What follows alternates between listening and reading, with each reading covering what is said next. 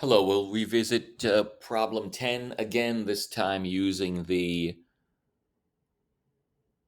Venn diagram. So we have 66 students enrolled in 66% enrolled in Spanish, 44 French, 34 German. Now, what you want to do is go with the smallest number here. So 5% for the triple intersection of all three. Then 9 for French and German. Now that 9 includes the 5 in all three. So 9 minus 5 is 4% there. 21% Spanish.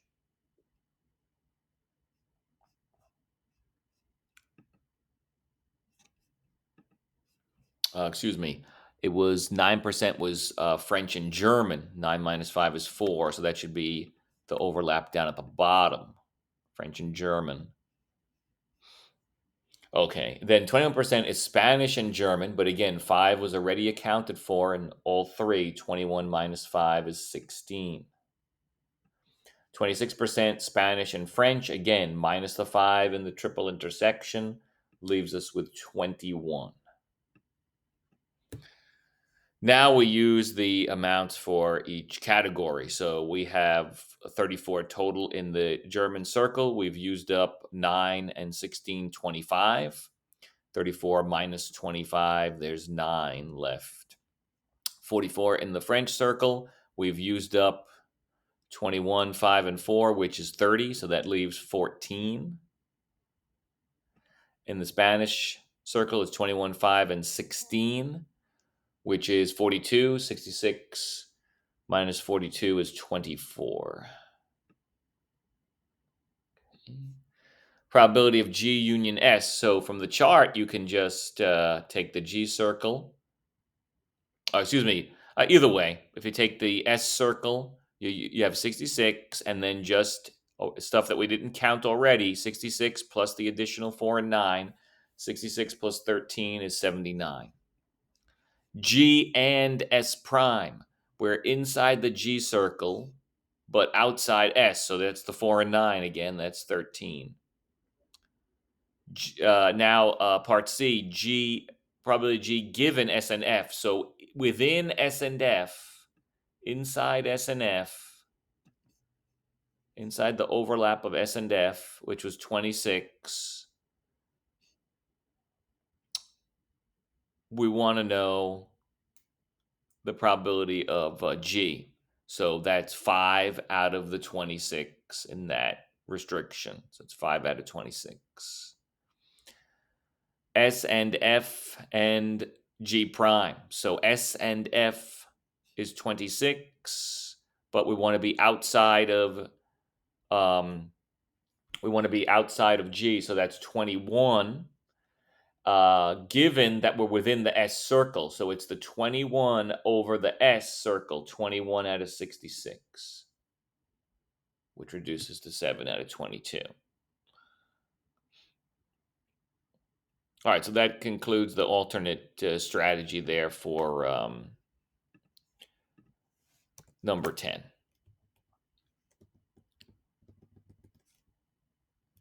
All right, number 11. Insurance company divides its customers into 3 categories: 30% low risk, 50% medium, 20% are high risk.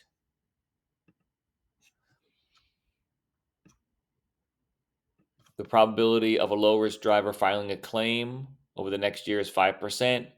For medium, it's 10%.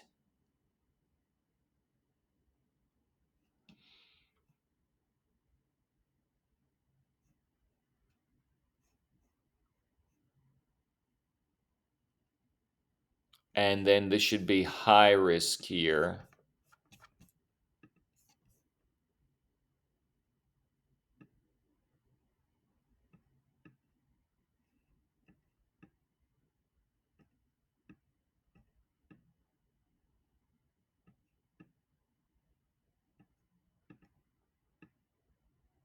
And high risk is 20%. So just to recap there,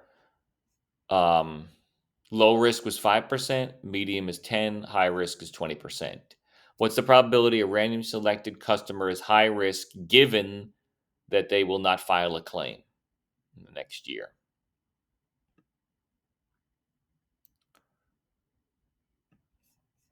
So low risk was 30%, 50% was medium, 20% was high risk.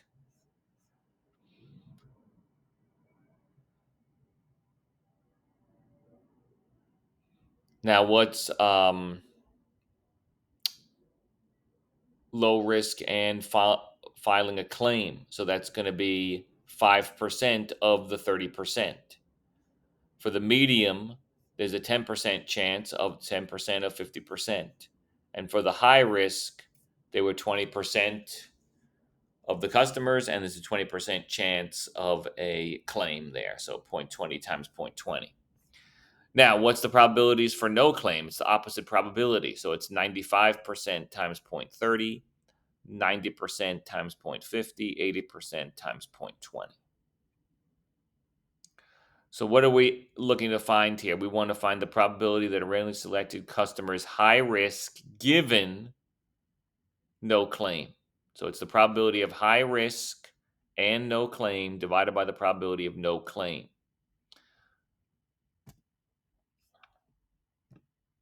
So the probability of no claim is this second row. 0.95 times 0.30, 0.95 times 0.50, 0.80 times 0.20. So that comes out to 0.895. And then high risk and no claim is 0.80 times 0.20, which is 0.160, 0.16. And then moving the decimal, it's 160 out of 895.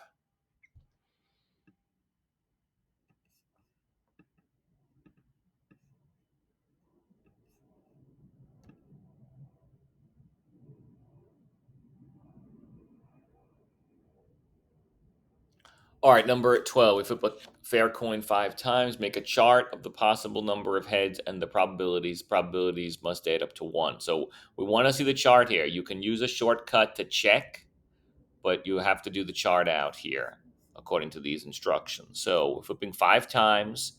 The possible number of times you can land on heads is 0, 1, 2, 3, 5. Excuse me, 0, 1, 2, 3, 4, 5. Anything 0 through 5. It's binomial. So the probability of 0 heads is all tails, 1/2 to the 5th power, 1 out of 32. Now 1h, that's 5 choose 1. It's still going to be a half to the 5th because the probability of heads and tails are the same. So we can simplify that a little bit here. And then for 2, it's 5 choose 2 times a half to the 5th. For 3, it's 5 choose 3. For 4, it's 5 choose 4. And for 5, it's 5 choose 5. So our numerators are 1, 5, 10, 10, 5, 1. And that adds up to 32 out of 32, which it should. And so then we do the mean or expected value. So we do the summation of x times p of x.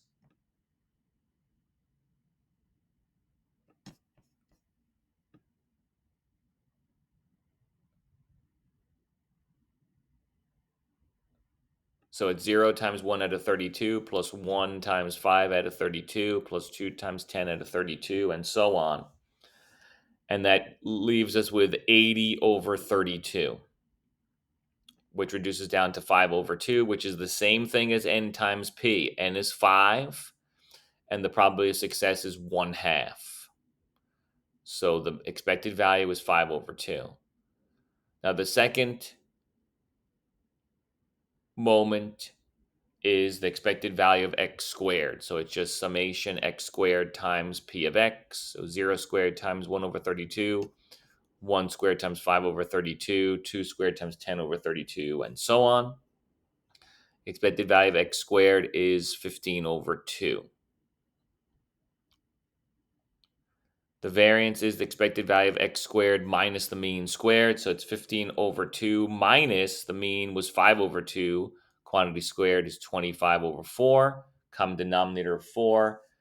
30 over 4 minus 25 over 4. That's 5/4. And the shortcut formula for variance of the binomial is NPQ. 5 times a half is 5 over 4.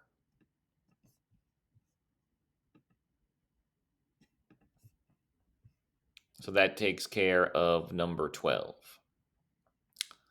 13, insurance company insures a large number of homes. The insured value X is following a distribution with density function 3x to the negative 4 for x greater than 1, 0 otherwise.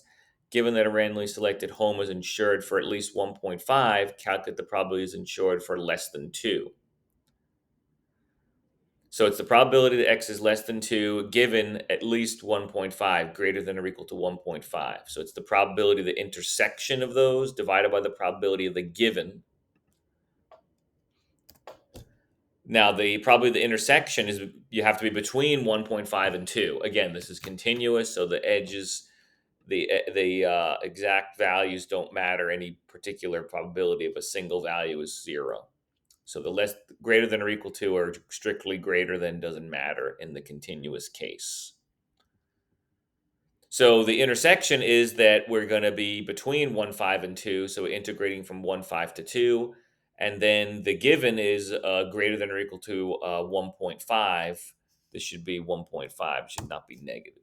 Okay, so then you integrate from 1.5 to infinity. You can look at the complement, which would be 1 to 1.5, and then subtract. I'm going to do this directly, though, but it will involve an improper integral. All right, so doing the numerator first, power rule, 3x to the negative 4th. We add 1 to the power, divide by the new power, so it becomes negative 3. The 3's cancel out. We're left with negative 1 over x cubed. Then we do f of b minus f of a, negative 1 over 2 cubed minus negative 1 over 1.5 cubed. Negatives cancel out.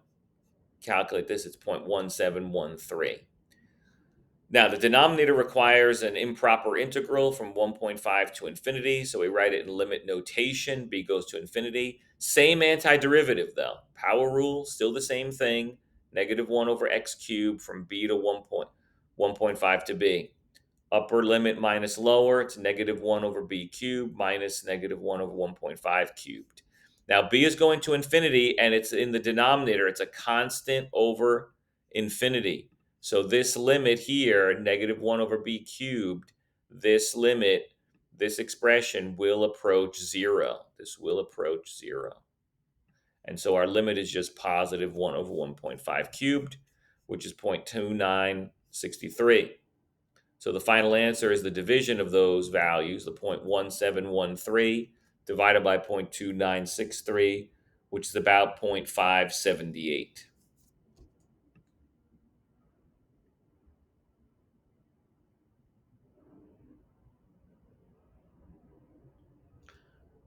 All right, number 14.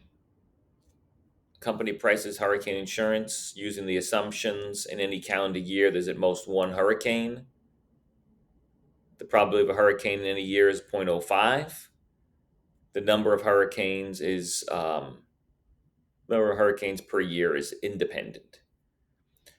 Calculate the probability there are fewer than 3 hurricanes in a 20-year period. So we have all the criteria for a binomial. We have a fixed number of trials that we're repeating. We have a fixed probability. The trials are independent. And we're given that x is fewer than 3. X is less than 3. And, we have 2 outcomes here.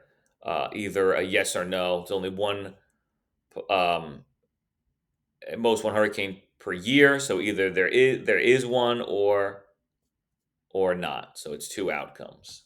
All right, so less than 3 is 0, 1, and 2. So we do the binomial, n is 20, p is 0.05, and x is going to be, we're going to do x equals 0, 1, and 2. 20 choose 0, 0.05 to the 0, 0.95 to the 20. 20 choose 1, 05 to the 1, 95 to the 19. 20 choose 2, 05 squared, 95 to the 18. We total those up, it's 0.925.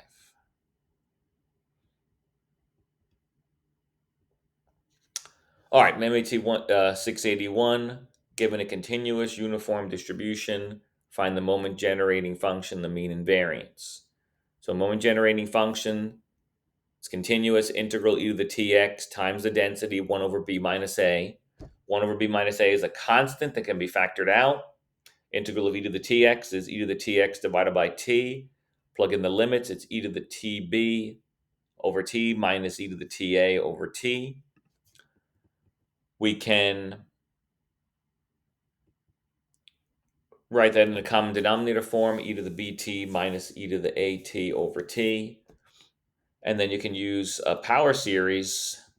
The benefit of power series is getting rid of this t in the denominator. So the power series for e to the bt, power series for e to the at, we take the difference of those. The ones cancel out. We have bt minus at, then bt squared minus at squared, and so on. You can factor out the t from each of those terms. And then we can divide by t here.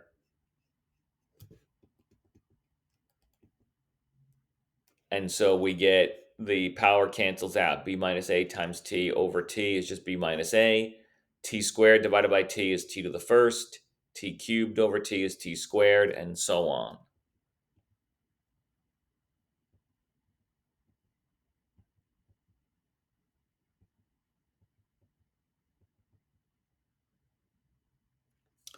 All right, so we have the two forms here. We have the moment generating function here from the original form, and then we have the power series format here.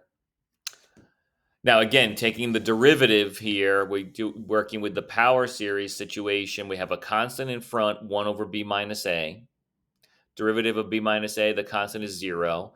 Derivative of power 1t is just the coefficient, so it's just b squared minus a squared over 2 factorial. Again, now for the t squared term, it's going to be the coefficient fraction times 2t. Same thing for the next term. The fraction times derivative of t cubed is 3t squared. Then we plug in 0. We plug in 0. Most of these terms drop out, except for the 1 over b minus a in the front and the first term.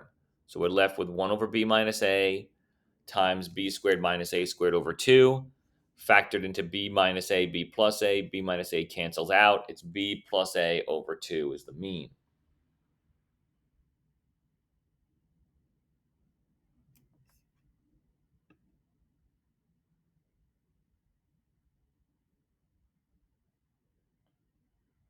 So we found the moment generating function m of t. We found the mean, which is m prime of 0. Now we're also asked to find the variance, and we need to find m double prime of 0.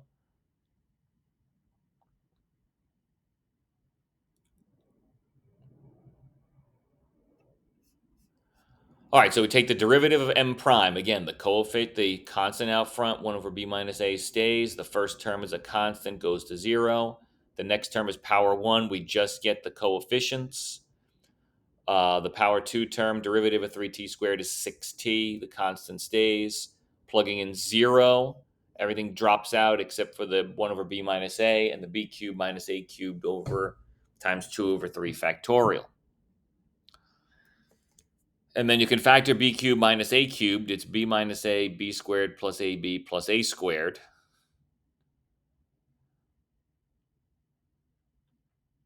And 2 over 6 reduces down to 1/3 or 3 in the denominator. B minus a cancels out. It's b squared plus ab plus a squared over 3.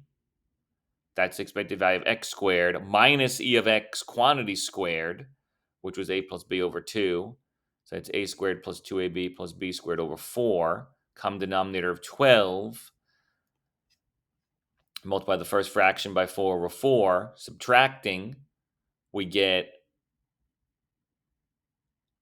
4b squared minus 3b squared is 1b squared. 4ab minus 6ab is negative 2ab. 4a squared minus 3a squared is 1a squared, which is b squared minus 2ab plus a squared over 12, which is b minus a quantity squared over 12. So that is the variance of the continuous uniform